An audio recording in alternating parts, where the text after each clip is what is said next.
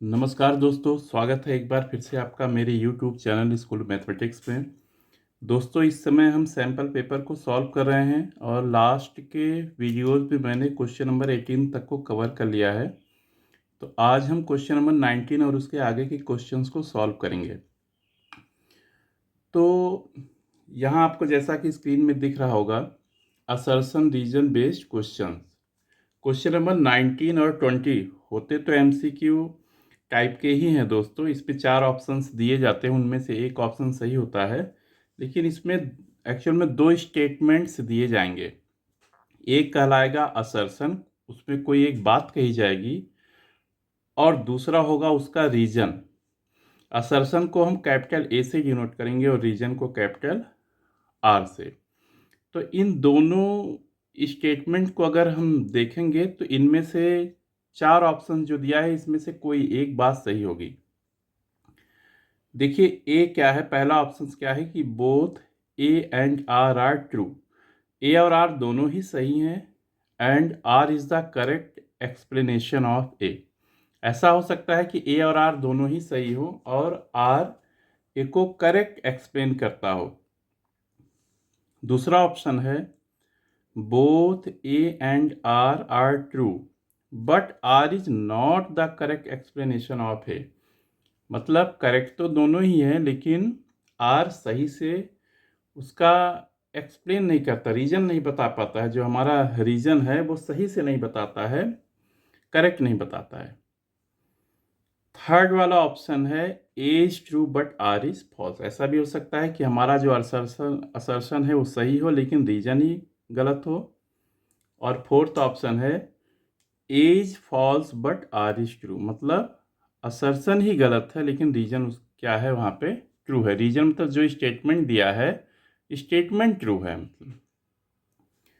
तो चलिए दोस्तों, हम पहले 19 को ट्राई करते हैं। यहाँ पे 19 में असर्शन ए दिया है, value of the expression sine inverse √3/2 plus tan inverse 1 minus sec inverse √2 is π/4। तो असर्शन ए कहता है कि ये जो एक्सप्रेशन है, ये लाइन लिखी है, इसकी वैल्यू है π/4। तो चलिए पहले हम चेक कर लेते हैं कि क्या एक्चुअल में इसकी वैल्यू π/4 है। तो देखते हैं दोस्तों, मैंने यहाँ पे नोट कर लिया है असर्शन ए।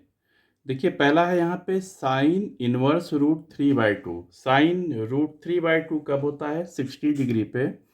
और अगर हम पाई के टर्म में लिखें तो कितना होगा यहाँ पे? π/3 plus tan inverse 1। Tan inverse 1, tan 1 कब होता है? π/4 पे। और सेक इनवर्स √2। देखिए दोस्तों, सेक किसका उल्टा है? कॉस का। तो कॉस 1/√2 होता है π/4 पे। तो सेक π/4 पे √2 होगा, तो सेक इनवर्स √2 हो जाएगा यहाँ पे π/4। यहाँ हो जाएगा माइनस π/4। अब इस π/4 से माइनस π/4 क्या हो गया? कैंसिल। तो आंसर कितना हो जाएगा यहाँ पे? π/3। लेकिन अगर आप क्वेश्चन पेपर में देखें, यहाँ पे थोड़ा सा जूम करता हूँ, तो क्या लिखा है इसमें कि sine inverse √3/2 plus tan inverse 1 minus sec inverse √2 is π/4। तो दोस्तों ये तो रॉन्ग हो गया, क्योंकि वैल्यू हमारी कितनी आ रही है यहाँ पे? π/3। तो असर्शन ए क्या हो गया? A is false. A is false. अब चलिए जो हमारा रीजन है उसको हम चेक करते हैं। क्या दोस्तों, रीजन क्या कहता है कि principal value branch of sine inverse x is close interval. Principal value branch of sine inverse x is close interval -π/2 to π/2। ये करेक्ट है दोस्तों, ये बात तो सही है। And that of sec inverse x is close interval 0 to π -π/2। Sec क्या होता है? π/2 पे नॉट डिफाइंड होता है, तो उसको रिमूव कर दिया गया है दोस्तों। तो ये भी सही है। साइन इनवर्स एक्स की जो प्रिंसिपल वैल्यू ब्रांच दी गई है और सेक इनवर्स एक्स की दी गई है, दोनों ही करेक्ट हैं। इसका मतलब क्या हुआ कि हमारा रीजन क्या है? ट्रू है। और अभी हमने देखा हमारा असर्शन क्या है? रॉन्ग। तो हमारा जो करेक्ट आंसर होगा दोस्तों, ये डी होगा। A is false but R is true. तो 19 का आंसर हम कर देंगे दोस्तों, डी ऑप्शन लिख देंगे यहाँ पे। तो दोस्तों हमने यहाँ पे आंसर लिख दिया है A is false, answer D वाला ऑप्शन सही है, A is false but R is true. तो दोस्तों ये हमने कंप्लीट किया क्वेश्चन नंबर 19। अब आते हैं हम क्वेश्चन नंबर 20 पे। देखिए क्वेश्चन नंबर 20 में असर्शन क्या कहता है, यहाँ पे आप ध्यान से देखना। Given two non zero vectors vector A and vector B, full stop, if R vector is another non zero vector, मतलब ए और बी दो नॉन जीरो वेक्टर्स हैं, साथ ही साथ वेक्टर आर भी क्या है, कोई दूसरा नॉन जीरो वेक्टर है। तो आर वेक्टर का क्रॉस प्रोडक्ट ए और बी के सम के साथ है zero vector, then R is perpendicular to A cross B. इसमें कह रहा है दोस्तों देन, तो इसमें दिया है दोस्तों कि R is perpendicular to A cross B, vector A cross vector B, जबकि आर वेक्टर का क्रॉस प्रोडक्ट ए और बी के सम के साथ है जीरो वेक्टर। तो चलिए दोस्तों इसको थोड़ा देखते हैं कि ये स्टेटमेंट क्या कह रहा है, सही है या गलत। अब ये देखिए मैंने यहाँ पे एक फिगर बना लिया है, जैसे ये साइड बता रहा है वेक्टर ए और ये साइड है वेक्टर बी।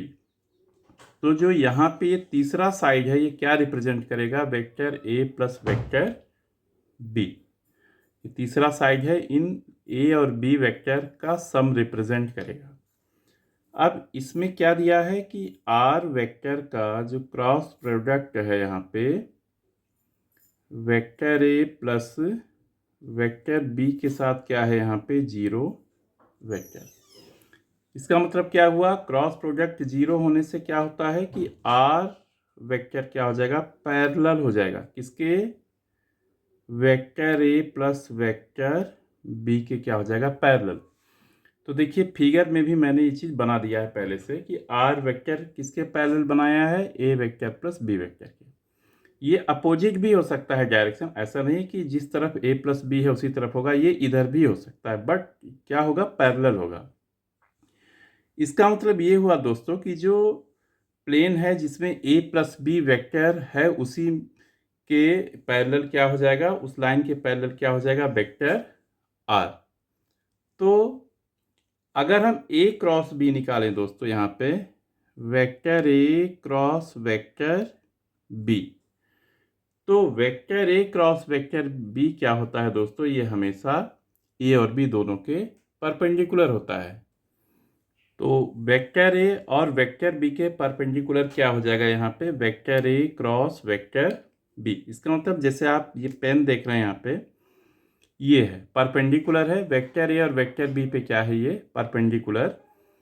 तो ये ए प्लस बी के परपेंडिकुलर हो जाएगा और साथ ही साथ वेक्टर आर के भी ये परपेंडिकुलर हो जाएगा। तो दोस्तों हमारा स्टेटमेंट यही लिखा है कि then R vector is perpendicular to vector A cross vector B. यहाँ से दोस्तों थोड़ा सा कटिंग हो गया था, vector A cross vector B. तो हमारा जो असर्शन ए है ये क्या है, ट्रू है, ये सही है। रीजन देखिए, इसमें रीजन क्या कहता है, the vector A plus vector B is perpendicular to the plane of A vector and B vector. दोस्तों ये कंप्लीट रॉन्ग है, क्योंकि ए प्लस बी क्या होगा, ए और बी का सम है इसमें, तो उस प्लेन में ही रहेगा जिस प्लेन में वेक्टर ए है और बी है, उसी प्लेन में vector A plus vector B रहेगा।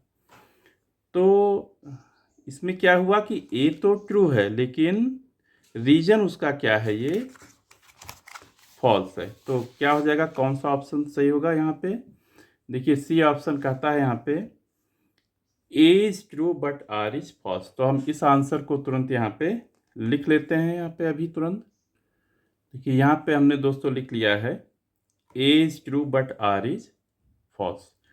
तो ये हमारा क्वेश्चन नंबर 20 कंप्लीट हो गया है। अब हम आते हैं दोस्तों नेक्स्ट क्वेश्चन पे, और नेक्स्ट क्वेश्चन के साथ हमारा नया सेक्शन भी शुरू हो जाता है, section B. This section comprises of 5 very short answer VSA very short answer type questions of 2 marks each. तो दूसरा सेक्शन दोस्तों जो होगा सेक्शन बी होगा, इसमें वेरी शॉर्ट टाइप के क्वेश्चंस होंगे। वेरी शॉर्ट आंसर मतलब इनका आंसर होगा 3-4 लाइन में आ जाएगा, और क्वेश्चन भी इजी टाइप के होंगे, बहुत मतलब ज़्यादा आपको नहीं सोचना रहेगा। तो चलिए हम देखते हैं इसमें सबसे पहले 21A। 21A क्या कहता है इसमें, इवेल्युएट tan ब्रैकेट में tan इनवर्स -1 प्लस π/3। तो चलिए दोस्तों करते हैं हम क्वेश्चन नंबर 21A को। तो दोस्तों आप देख रहे हो मैंने यहाँ पे क्वेश्चन को नोट कर लिया है। tan फिर tan इनवर्स -1 प्लस π/3। तो सबसे पहले देखते हैं दोस्तों यहाँ लिखेंगे tan inverse -1, tan inverse minus x कितना होता है, tan इनवर्स माइनस एक्स होता है यहाँ पे माइनस का tan इनवर्स एक्स। तो ये हो जाएगा दोस्तों माइनस tan इनवर्स 1 प्लस π/3। दूसरी चीज़ दोस्तों tan इनवर्स जो यहाँ पे हम जो भी वैल्यू लेंगे एंगल लेंगे वो इसके प्रिंसिपल वैल्यू ब्रांच में बिलोंग करना चाहिए। कहाँ पे, ओपन इंटरवल -π/2 टू π/2 इसमें बिलोंग करना चाहिए। तो ये हो जाएगा tan, और यहाँ tan कब 1 होता है, π/4 पे, तो ये जगह -π/4 प्लस π/3। अब इसको थोड़ा सा और हम चेंज करके लिख लेंगे। यहाँ पे क्या लिखेंगे, यहाँ देखिए ये हो जाएगा यहाँ पे tan π/3 माइनस π/4। अब हम क्या करेंगे, यहाँ पे tan x माइनस वाई की आइडेंटिटी यहाँ पे अप्लाई करेंगे। तो tan a माइनस बी क्या हो जाएगा, यहाँ पे tan a minus tan b divided by हो जाएगा 1 plus tan a into tan b। अब tan π/3 मीन्स tan 60 डिग्री कितना होता है, √3, और यहाँ पे हो जाएगा -1। ऐसे यहाँ पे हो जाएगा 1 प्लस √3 इंटू 1। तो कितना हो जाएगा ये, √3 -1 डिवाइडेड बाई 1 प्लस √3। तो दोस्तों ये आपका आंसर हो जाएगा। और अगर आप चाहो इस डिनोमिनेटर को रेशनलाइज करना तो किससे मल्टीप्लाई कर देंगे हम, √3 माइनस 1 से। यहाँ पे क्या हो जाएगा, √3 माइनस 1। तो ये कितना हो जाएगा, a माइनस बी का होल स्क्वायर हो जाएगा। तो कितना हो जाएगा, 3 + 1 - 2 √3, और यहाँ पे √3 + 1 √3 - 1 a² माइनस √3 का स्क्वायर हो जाएगा माइनस 1 का स्क्वायर। तो होगा ये 4 - 2 √3 डिवाइडेड बाई 3 - 1, ये हो जाएगा 2। तो 4 - 2 √3/2। अब हम 2 से अलग अलग डिवाइड कर देंगे तो कितना हो जाएगा, 2 - √3। तो दोस्तों ये हमारा आंसर आ गया 2 - √3। दोस्तों नेक्स्ट क्वेश्चन है हमारा 21B। क्या कहता है कि find the domain of cos inverse 3x - 2। दोस्तों डोमेन का मतलब ये होता है कि हमें ऐसे x को निकालना है जिनकी इमेज मिल जाए, यानी कि cos इनवर्स 3x - 2 पॉसिबल हो। तो चलते हैं दोस्तों, इसको करते हैं 21B को हम। देखिए यहाँ पे मैंने पहले से ही लिख रखा है। देखिए अगर हम केवल cos इनवर्स x की बात करें तो इसका डोमेन क्या होता है, x कहाँ से कहाँ होगा, x बिलोंग करता है क्लोज इंटरवल -1 to 1। तो दोस्तों कॉस इनवर्स जब -1 से लेकर 1 तक होगा तभी हम कुछ फाइंड कर पाएंगे इसमें। कॉस इनवर्स एक्स क्या हो जाएगा इसमें, ये वैल्यू हो जाएगा 0 से लेकर पाई तक। मतलब अगर x की वैल्यू -1 से लेकर 1 तक रखेंगे तभी हमको कॉस इनवर्स x की वैल्यू 0 से पाई के बीच में मिलेगा। तो हमें डोमेन निकालना है, तो इसका मतलब 3x - 2 कहाँ होना चाहिए, इसमें 3x - 2 ये बिलोंग करेगा क्लोज इंटरवल -1 to 1। तो अब क्या हो जाएगा इसमें, इसको थोड़ा सा इनइक्वालिटी के फॉर्म में लिखें तो -1 लेस देन और इक्वल्स टू कितना हो जाएगा 3x - 2 और लेस देन और equals to 1।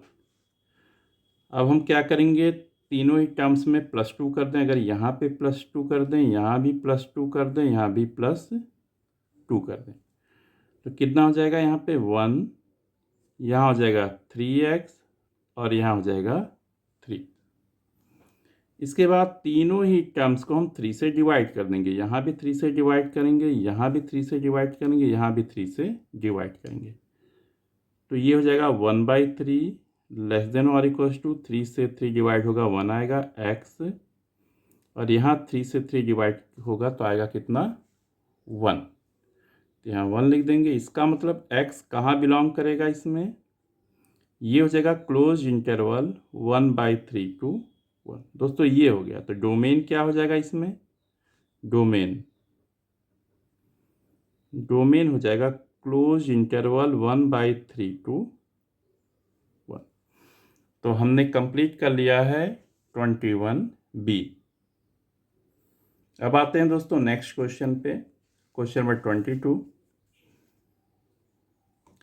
If y equals to log 10 π/4 plus x/2 then prove that ddx of y minus sec x equals to 0। तो एक क्वेश्चन है दोस्तों, ये 2 नंबर का है, बहुत आसान सा है, प्रूफ है। तो चलिए इसको भी जल्दी से कर लेते हैं हम।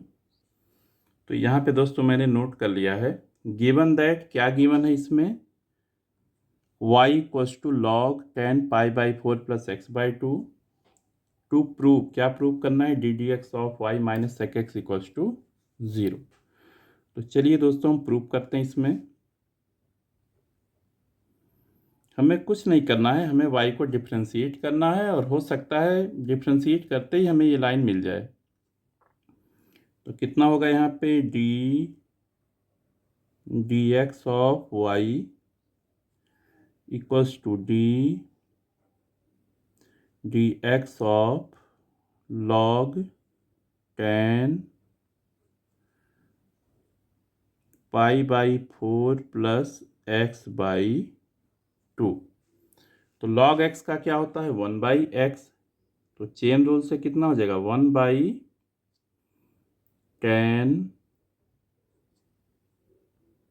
π/4 plus x/2।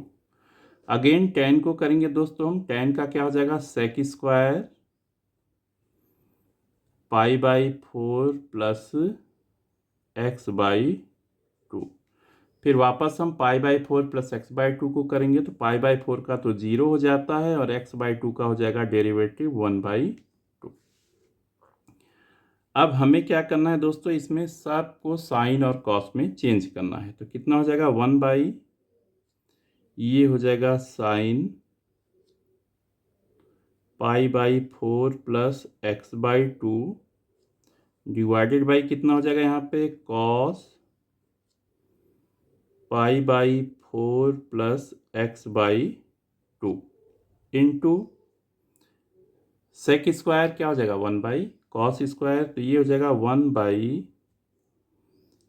Cos square π/4 plus x/2, और यहाँ हो जाएगा इंटू 1/2। तो कॉस π/4 प्लस x/2 से एक तो पावर कट जाएगा, और 1/2 को हम यहाँ बाहर मल्टीप्लाई कर देते हैं। तो देखिए क्या हो जाएगा यहाँ पे 1/, ये कितना हो जाएगा 2 sign pi by 4 plus x by 2 into cos pi by 4 plus x by 2। तो ये दोस्तों कौन सा फॉर्मूला बन गया? ये तो हमारा D D x of Y हो जाएगा 2 साइन ए कॉस ए। ये किसका फॉर्मूला हो गया? Sign 2a। साइन 2a कितना होता है यहाँ पे? 2 साइन ए कॉस ए। तो यहाँ पे हो जाएगा 1 बाई साइन 2 ए की जगह कितना है? Pi by 4 plus x by 2। अब 2 से अगर हम ब्रैकेट में मल्टीप्लाई कर दें यहाँ पे तो कितना हो जाएगा? 1 बाई साइन पाई बाई 4 में दोस्तों मल्टीप्लाई होगा तो पाई बाई 2 हो जाएगा, और x बाई 2 में मल्टीप्लाई हो जाएगा तो यहाँ पे क्या हो जाएगा? x हो जाएगा। और sine pi by 2 plus x क्या लिख सकते हैं यहाँ पे? 1 बाई कॉस एक्स। तो D D x of y आ जाएगा दोस्तों यहाँ पे D D x of y equals to कितना है? 1 बाई कॉस एक्स ऊपर जाएगा तो सेक एक्स। अब सेक एक्स को हम अगर दूसरे साइड में ले आए तो क्या हो जाएगा? D D x of Y minus sec X equals to 0। तो ये दोस्तों यही हमें प्रूव करना था। प्रूव। तो दोस्तों हमने अब तक क्वेश्चन नंबर 22 को कंप्लीट कर लिया है। नेक्स्ट है दोस्तों क्वेश्चन नंबर 23A। क्या कहता है? Find integration of x minus 3 by whole cube of x minus 1 into e की पावर x dx। इसको हमें इंटीग्रेट करना है दोस्तों। चलिए इसको भी कर लेते हैं। तो चलिए दोस्तों करते हैं हम। देखिए ये आपकी एनसीईआरटी बुक का क्वेश्चन है। तो ये हो जाएगा, यहाँ पे मैंने क्वेश्चन नोट कर लिया है। देखिए डिनोमिनेटर में कितना x माइनस 1, तो यहाँ भी हम -3 को -1 -2 लिख देंगे। तो क्या लिख देंगे यहाँ पे? x माइनस 1 फिर -2 divided by whole cube of x minus 1, और यहाँ हो जाएगा e to the power x dx। इसके बाद दोस्तों x माइनस 1 का जो होल क्यूब है इसको हम x माइनस 1 में और एक बार 2 में डिवाइड करेंगे। तो क्या होगा यहाँ पे? इंटीग्रेशन ऑफ, पहले लिख लेंगे यहाँ पे x minus 1 divided by x minus 1 का whole cube -2 divided by x minus 1 का होल क्यूब e की पावर x dx। ये हो जाएगा। अब यहाँ पे x माइनस 1 से क्यूब कटेगा तो यहाँ आ जाएगा स्क्वायर। तो कितना हो जाएगा? यहाँ पे हमें कितना मिलेगा? 1 बाई x माइनस 1 का होल स्क्वायर, यहाँ पे प्लस अगर लगा दें हम -2 डिवाइडेड बाई x माइनस 1 का होल क्यूब, बाहर रहेगा e की पावर x dx। अब दोस्तों अगर आप ध्यान से देखो तो अगर ये मान लीजिए f है, fx है, तो ये इसका डेरिवेटिव हो जाएगा f डैश x। आप चेक कर सकते हो इसमें, जैसे हम इसमें डिफ्रेंशिएट करेंगे D D x of 1 by X minus 1 का होल स्क्वायर, तो कितना हो जाएगा? D D x of X minus 1 to the power -2। तो कितना हो जाएगा? -2 इंटू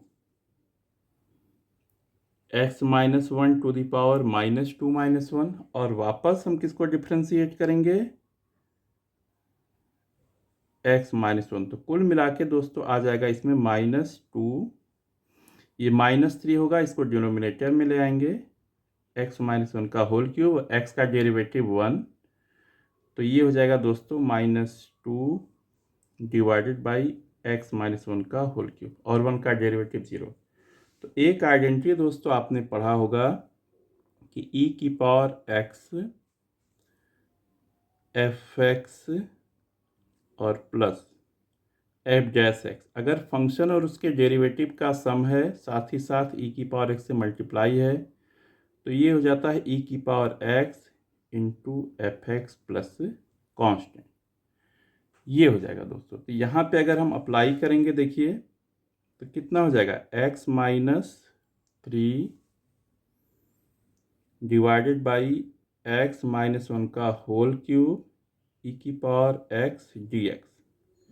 ये हो जाएगा दोस्तों। यहाँ पे ई की पावर एक्स और एफ एक्स की जगह ये है, तो कितना हो जाएगा, ई की power x into 1 by X minus 1 का होल स्क्वायर प्लस कांस्टेंट। इसको अगर और अच्छे से लिख दें हम तो कितना होगा यहाँ पे, ई की power x divided by X minus 1 का होल स्क्वायर प्लस कांस्टेंट। तो दोस्तों ये हमने कंप्लीट कर लिया है क्वेश्चन नंबर 23 ए। अब दोस्तों आते हैं हम जल्दी से, इसका और है, देखिए आप, थोड़ा सा जूम करता हूँ इसे। और 23 B, find out the area of the shaded region in the enclosed figure. तो देखिए दोस्तों ये लाइन क्या है, y इक्वल्स टू 4। थोड़ा सा और मैं इसको जूम कर देता हूँ। देखिए ध्यान से देखिए, ये शेडेड पोर्शन है, इसका हमें एरिया निकालना है। यहाँ पे एरिया, ये लाइन है y इक्वल्स टू 4, यानी कि y कहाँ से कहाँ वेरी करेगा, 0 से लेकर 4 तक। और कर्व क्या है, X square equals to Y. तो करते हैं दोस्तों, इसमें मैं थोड़ा सा फिगर भी बना लूँगा रफ जैसा, फिर सॉल्व करूँगा इसको। देखिए यहाँ पे हमने एक फिगर बना लिया है, ये तो हमारा पैराबोला हो गया दोस्तों। इसका इक्वेशन क्या है, एक्स स्क्वायर इक्वल्स टू कितना दिया है, X square equals to Y दिया है। तो एरिया निकालते समय हम क्या करेंगे, इसमें देखिए 0 से लेकर वाई एक्सिस पे वेरी कर रहा है हमारा। वाई कहाँ से कहाँ वेरी कर रहा है, यहाँ हो जाएगा दोस्तों, जैसे यहाँ पे ये है वाई इक्वल्स टू 4 है, वाई इक्वल्स टू 4 है, तो ये हो जाएगा कोऑर्डिनेट 0,4। तो एरिया क्या हो जाएगा, एरिया तो हमें केवल इसी का निकालना है एरिया। तो जी ये जो स्मॉल रेक्टेंगल है इसका एरिया हो जाएगा एक्स इंटू डी वाई। तो जो रिक्वायर्ड एरिया है हमारा ये हो जाएगा दोस्तों 0,2,4 एक्स इंटू डी वाई। अब x की वैल्यू क्या होगी, देखिए एक्स स्क्वायर कितना है, y है, तो x इक्वल टू जगह रूट वाई हो जाएगा, ये हो जाएगा रूट वाई डी वाई, ये हो जाएगा। तो चलिए रूट वाई का मतलब क्या हो गया, ये हो जाएगा 0,2,4, वाई की पावर हो जाएगी 1/2 डी वाई। अब ये क्या हो जाएगा इंटीग्रेशन इसका, y to the power 1/2 plus 1 divided by 1/2 plus 1, कहाँ से कहाँ, 0 से लेकर 4 तक। तो ये हो जाएगा दोस्तों y to the power 3/2 divided by 3/2, कहाँ से कहाँ, 0 से लेकर 4 तक। अब ये 3/2 बाहर लिख सकते हैं और ये हो जाएगा 2/3। और यहाँ पे y को एक बार 4 रखेंगे, 4 की पावर 3/2 माइनस एक बार y को क्या रखेंगे, 0, 0 की पावर 3/2, ये होगा 2/3। और यहाँ पे कितना हो जाएगा दोस्तों, 4 की पावर 3/2, 2 का स्क्वायर और 3/2 कट जाएगा 2 से 2/3 इंटू 2 क्यूब, 2 2 जा 4 2 जा 8, तो कितना हो जाएगा दोस्तों 16/3। यूनिट्स भी लिख दीजिए, ये आ जाएगा एरिया। एरिया कितना आ जाएगा दोस्तों, 16/3 यूनिट्स। तो ये हमारा कंप्लीट हो गया दोस्तों 23 बी। और आज का अब लास्ट क्वेश्चन कर लेते हैं आज के दिन का। 23 बी दोस्तों ये है, फॉर विजुअली इम्पेयर्ड तो ये भी क्वेश्चन हम करते हैं यहाँ पे। Find out the area of the region enclosed by the curve Y square equals to X. ये एक पैराबोला है, x इक्वल्स टू 3, ये एक लाइन होगा जो पैरेलल टू y एक्सिस होगा and x axis in the first quadrant. तो मैंने यहाँ पे फिगर बना लिया है पहले से, एक बार आपको दिखाता हूँ। इसमें देखिए क्या क्या है। देखिए ये तो हो जाएगा आपका, ये पैराबोला क्या हो जाएगा, पैराबोला हो जाएगा आपका Y square equals to X. Y square equals to क्या हो जाएगा यहाँ पे एक्स, पैराबोला हुआ। ये लाइन है, क्या है इसमें, x इक्वल्स टू 3, ये हो गया। इसके बाद है यहाँ पे x एक्सिस दोस्तों, चलो ये भी क्लियर है, और फर्स्ट क्वाड्रेंट यानी इसका एरिया निकालना है। इसमें भी हम एक स्मॉल रेक्टेंगल निकाल लेते हैं। देखिए स्मॉल रेक्टेंगल जिसका देखिए ब्रेथ है, जो ब्रेथ ये x एक्सिस पे रखा है, इसको dx मान लेंगे और इसको मान लेंगे y। और dx है तो x वेरी करेगा कहाँ से कहाँ तक, 0 से लेकर 3 तक। ये हो जाएगा 3, 0। तो रिक्वायर्ड हमारा एरिया हो जाएगा यहाँ पे कहाँ से कहाँ तक, 0 से लेकर 3 तक। ये हो जाएगा y dx। अब सॉल्व करेंगे दोस्तों यहाँ पे 0 2 3, y कितना है यहाँ पे, स्क्वायर रूट ऑफ x। ठीक अभी जो आपने पिछला क्वेश्चन किया था उसी तरह से है, तो आप इसको कर सकते हो। रूट एक्स का सीधे सीधे हम लिख देंगे इंटीग्रेशन 3/2। यहाँ भी हो जाएगा दोस्तों 3/2 से डिवाइड, कहाँ से कहाँ जाना है, 0 से 3। 3/2 1/3/2 बाहर आएगा तो ये हो जाएगा 2/3, और x टू दी पावर 3/2 यहाँ हो जाएगा 0 to 3। तो पहले आप 3 रख दो, 2/3 इंटू 3 टू दी पावर 3/2, और ये कितना है -0, तो इसकी कोई मतलब नहीं है, 0 हो जाएगा, 0 की पावर 3/2 0 ही होगा। ये जगह 2/3 इंटू 3 टू दी पावर 3/2। ये देखिए बेस सेम है तो पावर यहाँ पे 3 का पावर 1 है, माइनस होगा, कितना हो जाएगा 2 इंटू 3 टू दी पावर 3/2 -1। तो 2 इंटू 3 टू दी पावर 2 1 जा 2, 3 - 2, ये हो जाएगा 1/2, या लिख सकते हैं इसको 2√3 यूनिट। तो दोस्तों हमने आज 23B तक को कवर कर लिया है। इसके बाद वाले क्वेश्चंस को हम नेक्स्ट वीडियो में कवर करेंगे। तब तक आपसे अनुरोध है कि मेरा जो पिछला सब वीडियो है एक बार अच्छे से उसे देख लीजिएगा। धन्यवाद दोस्तों।